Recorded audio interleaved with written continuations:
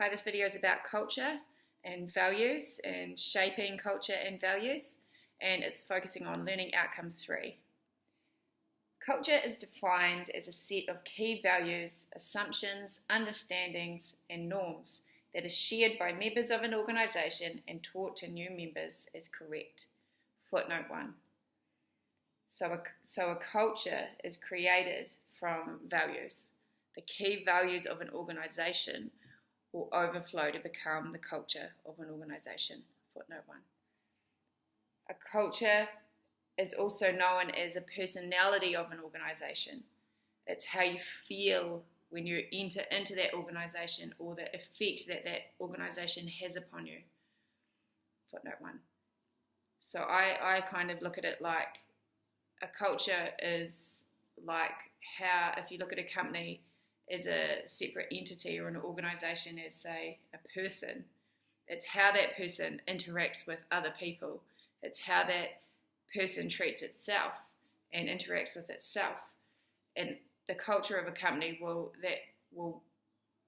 ultimately show through the values that it has in place of how it treats its stakeholders, how it treats its internal stakeholders and its external stakeholders, and how that culture affects the world around them. Footnote 2. We looked at in class, in our slides, Dale and Kennedy, they say a culture is how things are done around here. And so you'll see very clearly within any organisation that there is a very clear and concise way that things are done. And that can either be negative or it can be really positive. But ultimately, the culture of a place, corporate culture, affects a company's performance for the better or the worse. Footnote 1.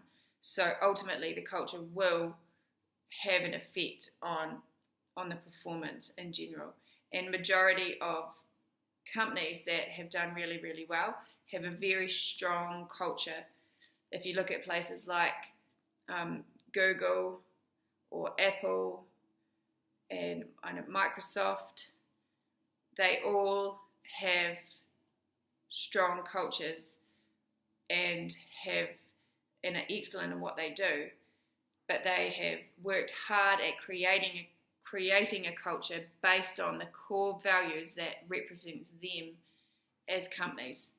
And these are what define them, these are what motivate the decisions and how they operate.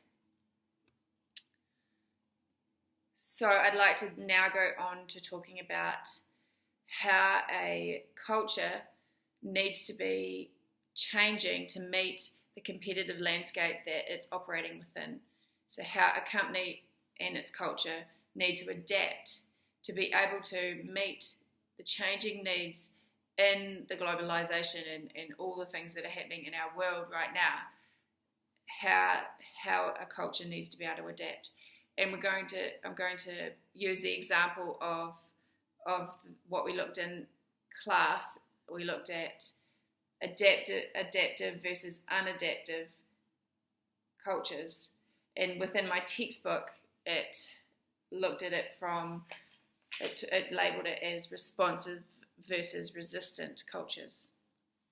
So a adaptive culture has characteristics that mean that it is concerned more about the people that it's serving and more about the stakeholders, its customers, its employees, the environment.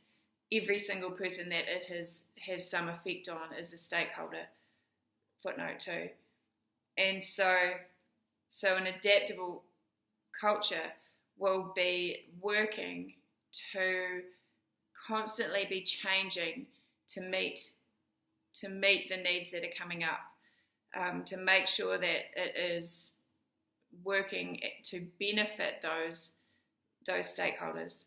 Whereas as an unadaptive culture is more focused on itself, on its own bottom line, on its own meeting its own objectives and its own needs, and not taking into consideration changes that might be occurring or the effect that it may be having upon other people. footnote 2. And I see, you see this a lot with companies that are ignoring the environmental impact that they're having on the world and not actually taking into consideration the stakeholders that they are affecting and how their business is actually impacting other people around them.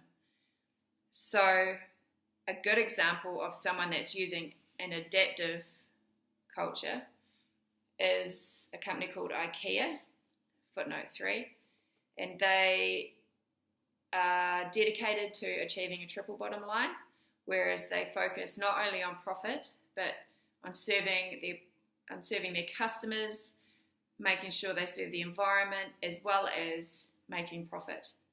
But those three are just as important, whereas if you're focused just on a bottom line, then you are purely just focused on meeting your own needs.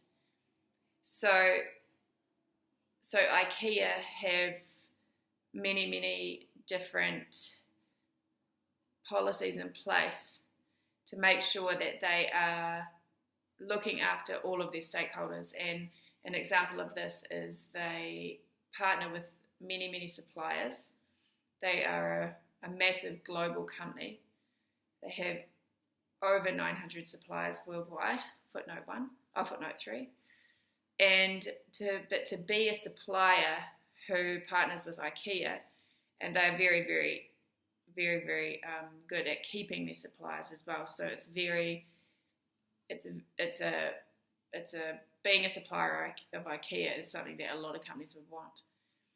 But to be a supplier of IKEA, you have to meet their criteria of about 10 different things to do with sustainability and to do with how they treat their employees. One of the prerequisites that they have in place is that if you're a supplier with them, your employees can't be working more than a 40-hour week.